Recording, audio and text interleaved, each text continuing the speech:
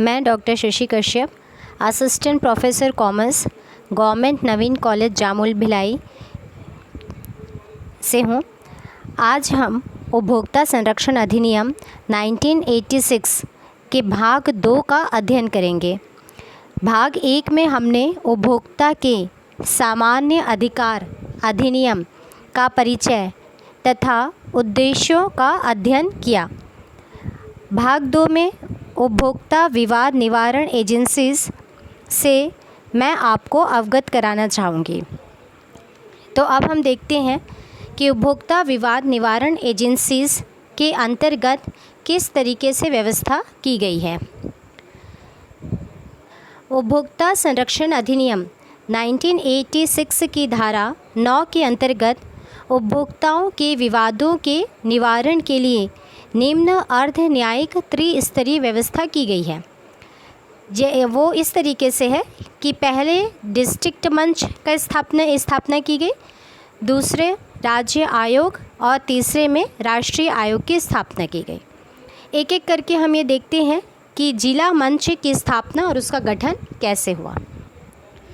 जिला मंच की जो स्थापना है वो राज्य सरकार की अधिसूचना द्वारा प्रत्येक जिले में एक उपभोक्ता विवाद निवारण मंच स्थापित करती है, जिसे जिला मंच के नाम से जाना जाएगा।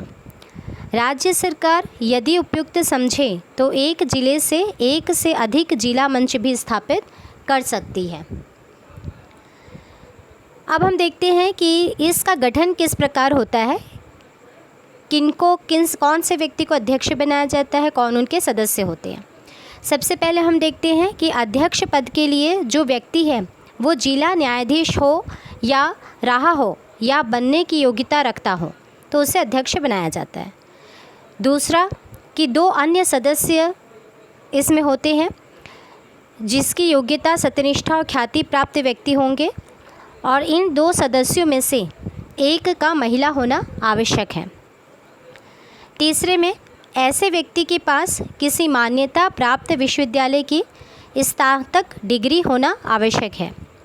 चौथा कि जो व्यक्ति हैं सदस्य के रूप में उनकी आयु कम से कम 35 वर्ष होना आवश्यक है, और ऐसे सारे व्यक्तियों के पास अर्थशास्त्र, कानून, वाणिज्य, लेखांकन, उद्योग, जनसंपर्क अथवा प्रकाशन ज्ञान एवं कम से कम 10 वर्ष का अनुभव होना आवश्यक है। अब हम देखते हैं कि जो जिला मंच के सदस्य होते हैं उनका कार्यकाल कैसा होगा। तो इसके प्रत्येक सदस्य का जो कार्यकाल है वो न्यूनतम 5 वर्ष अथवा 65 वर्ष तक की आयु, मतलब इन दोनों में से जो भी पहले ख़त्म होगा वही उसका कार्यकाल होगा, जिसमें कि इन सदस्यों की उसके अलावा पुनर्नियुक्ति नहीं हो सकेगी। अब यदि कोई सदस्य अपना कार्यकाल पूरा करने से पूर्व ही त्यागपत्र देना चाहता है तो वह लिखित रूप में इस आशय की सूचना राज्य सरकार को देगा। उसका त्यागपत्र स्वीकार होने पर उसका स्थान रिक्त हो जाएगा, और ऐसी स्थिति में राज्य सरकार उस खाली स्थान पर निर्धारित योग्यता रखने वाले किसी अन्य व्यक्ति को नियुक्त करेगी।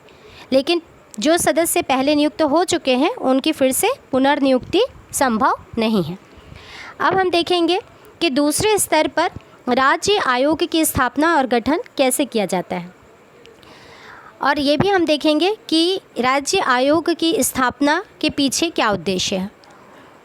राज्य आयोग की जो स्थापना है वो उपभोक्ता विवाद निवारण हेतु राज्य सरकार द्वारा केंद्रीय सरकार की पूर्वानुमति से की जाती है। इसके लिए राज्य सरकार अधिसूचना निर्गमित करती है।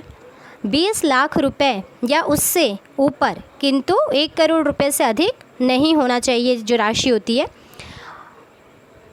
तो हमने ये देखा कि जो जिला मंच था, जिला मंच में जो भी निवारण होता है वो 20 लाख रुपए से कम के उत्पाद के लिए होता है, और जो राज्य आयोग है वो 20 लाख रुपए से 1 करोड़ रुपए तक के लिए स्थापना की जाती है इसकी। अब हम देखते हैं इसका गठन कैसे होगा। तो सबसे पहला कि एक ऐसा व्यक्ति जो उच्च न्यायालय का न्यायाधीश हो या रह चुका हो और जिसकी नियुक्ति राज्य सरकार द्वारा की जाए वह इस आयोग का अध्यक्ष होगा।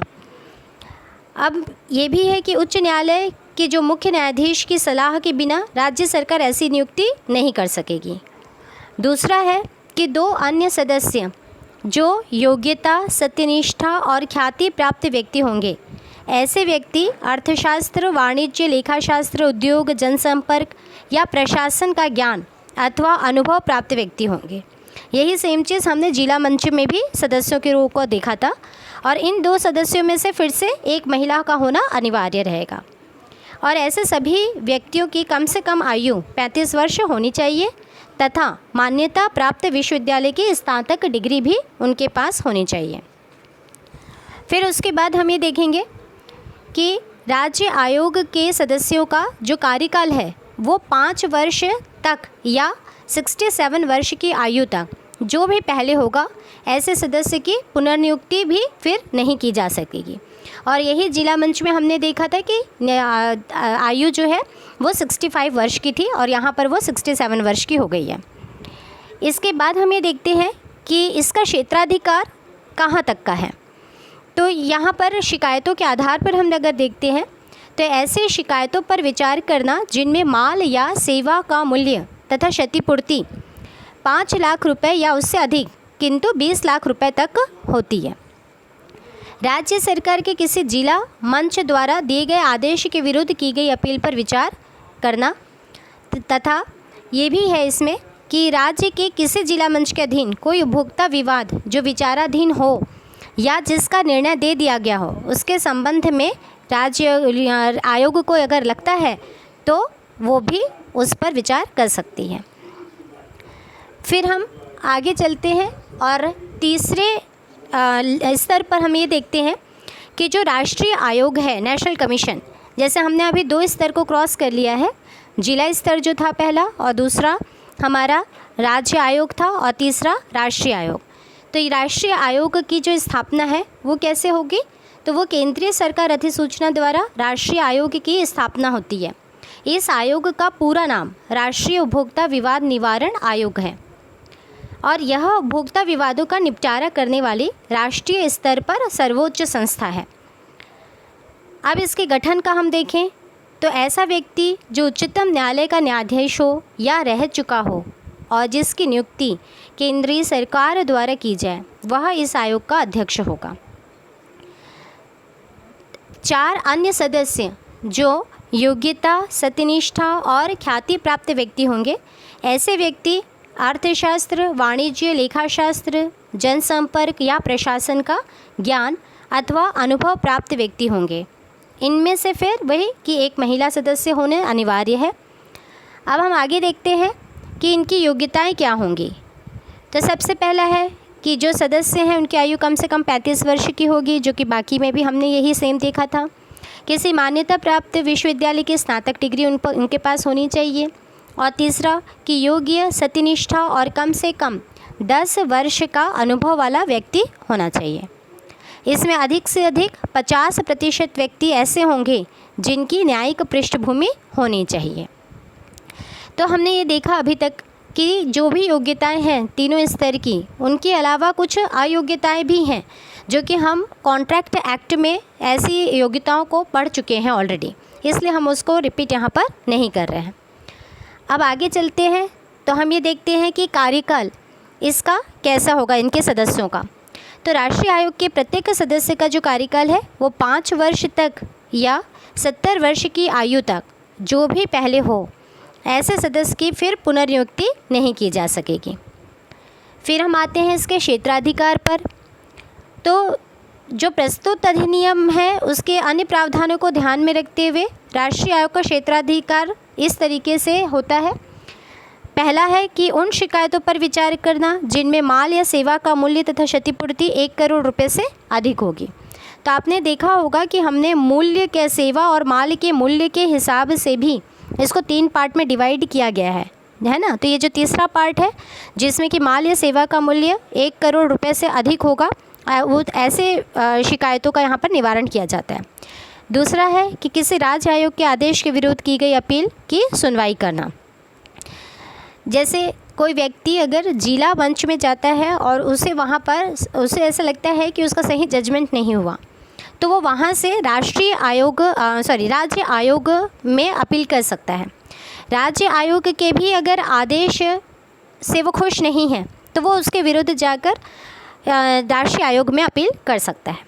तीसरा है कि राज्य आयोग के अधीन कोई उपभोक्ता विवाद जो विचाराधीन हो, जिसका निर्णय दे दिया गया हो और उसके संबंध में राष्ट्रीय आयोग को यह लगता हो कि संबंधित राज्य आयोग ने अपने क्षेत्राधिकार का उल्लंघन किया है या दिए गए क्षेत्राधिकार का उपयोग करने में असमर्थ रहा है या क्षेत्राधिकार का उपयोग करने में अवैधानिक या मौलिक अनियमितता की है, तो संबंधित अभिलेखों को मंगवाना तथा उपयुक्त आदेश निर्गमित करना भी इसका क्षेत्राधिकार होता है। तो हमने इस भाग में यह देख लिया कि किस तरीके से जो उपभोक्ता विवाद निवारण एजेंसीज हैं उसकी स्थापना की जाती है, उसका गठन कैसे होता है, कौन कौन से सदस्य होती हैं, उनकी योग्यताएं अयोग्यताएं, फिर उनका कार्यकाल और क्षेत्राधिकार। इसको जब आप एक कंपैरेटिव तरीके से पढ़ेंगे तो ये बहुत आसानी से आपको समझ में भी आ जाएगा और बहुत आसानी से आपको ये याद भी हो जाएगा। एग्ज़ाम में जब भी एक क्वेश्चन आता है तो फुल टाइप ऑफ क्वेश्चन जो है सेम ये उपभोक्ता विवाद निवारण एजेंसीज के ऊपर ही आधारित होता है। तो जो चीज़ मैं ऐसे अपेक्षा करती हूँ कि जो मैंने यहाँ पर अभी आपको बताया वो आपको बहुत अच्छे से समझ में आ गया होगा। Okay, thanks to all of you.